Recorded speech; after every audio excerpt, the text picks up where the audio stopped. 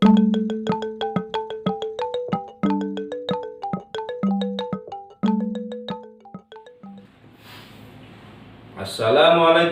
warahmatullahi wabarakatuh. Jumpa lagi dengan saya Eka Fendiaspara, salah satu seniman GSMS dari Kabupaten Lampung Barat tahun 2020.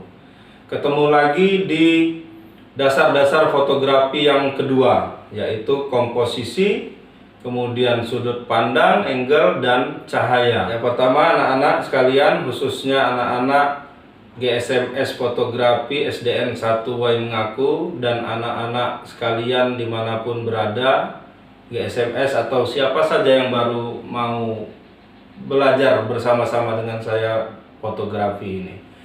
Yang pertama, komposisi dalam fotografi.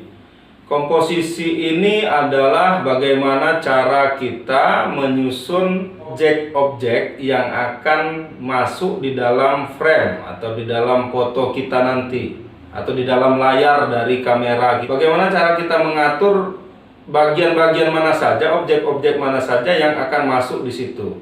Kemudian posisi objek itu di mana saja biar menarik untuk dilihat nanti. Kita letakkan di bagian mana. Kita yang mengatur agar objek yang masuk di dalam kamera kita itu sesuai dengan selera kita. Ada beberapa komposisi dalam fotografi. Yang pertama, rule of third. Rule of third ini adalah pembagian bidang. Jadi bidang yang horizontal kita bagi 3 sama besar, 1, 2, 3 bidang. Begitu juga yang vertikal, yang ke bawah. Nah, ini garis ini membuat pertemuan titik, ada titik pertemuan di sini, nih, di sini, ini, ya. Berusaha untuk meletakkan objek itu di antara beberapa titik ini, 4 titik ini. Nah, untuk yang foto ini saya taruh di ada 2 titik yang meletakkan objek ini di sini, sehingga mata kita tertuju langsung ke objek utama. Kita juga bisa membagi bidang nih, seperti ini. Bidang yang bagian bawah, yang ini pelabuhan ini saya ambil, kalau ini lebih ekstrim nih, kita ambil 1/4, 3/4 ke atasnya adalah langit. Nah, kalau rule of third itu sebenarnya 1/3 ya, 1/3. Kali ini sudah ekstrim. 1/3 ini 1/3, misal kita ambil 1/3 ini tadi pelabuhan atau bagian tanahnya, bagian yang bawah, bagian atasnya sampai ke langit itu adalah 2/3, atau sebaliknya, yang di bawah 2/3, yang di atas 1/3. Misal ada gunung, di bawahnya ada refleksi gunung. Nah, kita ambil separuh, boleh. Tetapi kalau misalnya tidak ada refleksi, kurang bagus kalau kita ambil setengah gitu. Jadi udah klasik bener itu ya, posisi mati atau dead ya, dead composition atau komposisi yang klasik. Nah, salah satunya itu tadi. Jadi bagian atas dan bawahnya ini kita bagi 2 persis.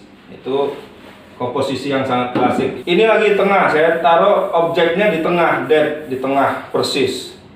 Nah, jadi memang ada beberapa objek yang lebih baik nih, lebih enak nih kalau kita taruh di tengah. Komposisi yang klasik taruh di tengah. Keseimbangan. Nih, kita harus kiri dan kanan imbang. Ini tengahnya. Jendela yang sebelah sini, sebelah situ imbang, jangan berat sebelah. Sehingga mata si penikmat foto atau yang melihat foto itu tidak berat sebelah gitu ya. Harus seimbang. Biasanya memotret seperti ini atau misalnya, nah ini contoh ini juga keseimbangan. Memotret jalan ini seimbang, kiri dan kanannya seimbang. Tuh, jadi kita melihatnya enak. Selanjutnya komposisi arah pandang. Arah pandang atau negatif space. Nah, kayak gini. Kita kasih ruang lebih lebar di depannya. Jadi kita memberi tahu atau menginformasikan kepada yang melihat foto kita bahwa anak ini sedang melihat sesuatu di depan. Ada ruang di situ. Nah, ruang di sini, space, negatif space ini juga bisa dimanfaatkan untuk mungkin kalau buat iklan atau apa, ada tulisan di sini bisa. Nah, ini diagonal komposisi. Kalau diagonal ini bahasa matematikanya adalah garis yang membelah. Kalau diagonal bidang, garis yang membelah bidang. Bidang itu adalah 2 dimensi. Kalau 3 dimensi, ruang yang membelah ruang, garis miring yang membelah ruang itu namanya juga diagonal. Nah, diagonal komposisi kita ambil misal dari pojok sini, ini pohon pinangnya, orang lagi naik pohon pinang. Ini adalah pesta skura. Ini yang naik pohon pinang ini pakai topeng, ya. Topeng skura khas Lampung Barat. Ini budaya Lampung Barat. Ini dari pojok sini kita ambil ke arah atas ini, miring seperti ini. Ya, walaupun komposisi diagonal tidak mesti harus miring persis kayak diagonal dalam matematika, agak miring sedikit nggak apa-apa. Kalau kita ambil dari tengah seperti ini udah klasik biasa. Nah, tapi kalau kita ambil dari bawah, dari pinggir seperti ini, dari pojok ini akan lebih artistik. Kemudian sudut pandang.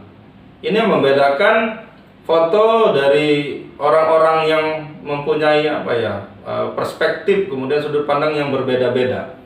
Yang pertama eye level. Eye level itu adalah antara kamera dan objek ini sejajar. Selanjutnya adalah low angle. Posisi kamera lebih rendah dari objek. Nih. Bisa kita tiduran atau bisa kita jongkok. Nih. Sehingga objek ini akan terlihat lebih tinggi, lebih gagah, lebih mewah. Low angle ini bisa disebut juga frog eye. Jadi kayak mata kodok. Kalau kodok itu kan matanya ke atas ini. Kamera ini lebih rendah dari objek yang akan difoto. Ini contohnya low angle juga, ini dari bawah motretnya. Atau seperti yang ini tadi. Ini selain diagonal komposisi, dia juga low angle, fotonya dari bawah. Selanjutnya high angle. High angle itu motret posisi kamera itu lebih tinggi dari objek. Nah, contoh ini. Walaupun ini high angle yang belum ekstrim ya. Jadi posisi kamera lebih tinggi dari objek.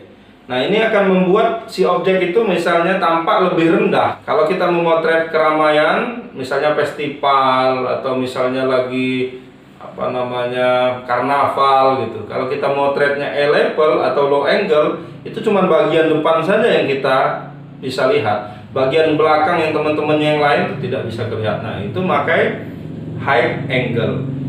High angle yang ekstrim sekarang bisa pakai drone dari atas. Itu eagle bird atau mata elang atau mata burung. Nah, selanjutnya adalah cahaya. Yang pertama adalah cahaya depan nih, cahaya depan. Efek dari cahaya depan ini datar, terlihat semua nih, jelas semua. Ini cahaya depan. Cahaya depan ini adalah misalnya kamera, ini kamera. Kemudian ini objek kamera. Cahaya datang dari sebelah sini, dari belakang kamera, dari belakang si pemotret. Nah, tapi dari depan si objek. Nah, ini cahaya samping nih. Jadi dari samping sebelah sini cahayanya masuk. Tuh, sehingga sebagian yang ini terang, ada beberapa bagian yang agak gelap. Nah, ini efeknya akan membuat si objek lebih terlihat 3 dimensinya ya. Walaupun foto ini sebenarnya 2 dimensi, panjang dan lebar, tetapi dengan ada efek cahaya itu jadi terlihat lebih berdimensi. Si pemotretnya di sini, ini objeknya, cahaya itu datang dari samping sini, kiri atau kanan. Biasanya cahaya samping itu lebih mudah didapat kalau kita di pinggir jendela rumah. Kita duduk atau berdiri di jendela rumah. Sebagian yang sebelah sini misalnya cahayanya dari sini, sebagian sini yang terang, sebagian sini agak gelap. Nah, selanjutnya cahaya belakang. Cahaya belakang akan menghasilkan ini siluet. Kita melawan matahari. Jadi kamera ini, matahari ini objek, cahaya atau mataharinya dari sini. Jadi si pemotret melawan matahari. Ya. Jadi objek ini diantara matahari dan si pemotret. Foto siluet tidak jelek juga. Ini bagus ini. Ini saya foto tahun 2005-an. 2005 ini di Borobudur. Ini ada Gunung Merapinya. Saat pagi hari saya dari motret Waisak, waktu itu saya berkesempatan untuk memotret Borobudur di pagi hari nih, subuh-subuh nih.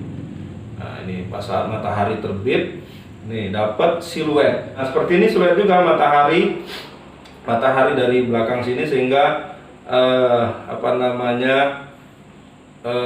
pintu dari masjid ini tampak hitam. Mudah-mudahan kalau kedua dasar yang pertama yaitu sejarah, kemudian anatomi kamera segitiga exposure, kemudian dasar yang kedua adalah komposisi, sudut pandang, dan pencahayaan. Ini bisa kalian pahami, kemudian bisa kalian terapkan dalam berfotografi dengan baik. Ini pasti akan menghasilkan karya yang sangat baik. Percaya saja. Dan kalian harus belajar dengan giat, belajar dengan konsisten, dengan semaunya saja belajar. Jadi tetap konsisten walaupun di situ ada halangan dan rintangan saat kita belajar. Kita tetap bersemangat untuk belajar berfotografi sehingga bisa menghasilkan karya yang baik. Terima kasih anak-anak GSMS SDN 1 Wai Mengaku yang sudah menonton video ini, juga anak-anak Indonesia yang lainnya atau teman-teman yang baru belajar fotografi yang lainnya. Semoga konten ini bermanfaat untuk saya dan bermanfaat untuk kita semua. Terima kasih, mohon maaf kalau ada kekurangannya. Assalamualaikum warahmatullahi wabarakatuh.